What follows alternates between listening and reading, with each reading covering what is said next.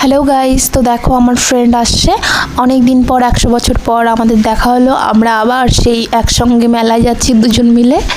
অনেক দিন আগে আমরা ছোটোবেলায় একসঙ্গে মেলায় যেতাম, এখন অতটা হয়ে ওঠে না কারণ সবাই সবার কাজ নিয়ে প্রচণ্ড ব্যস্ত। এর জন্যে মেলায় চলে যাচ্ছি দুজন মিলে। চলো তোমাদের মেলাটা ঘুরিয়ে দিই। আর আমরা আজকে এসেছি রথখোলার মেলাতে।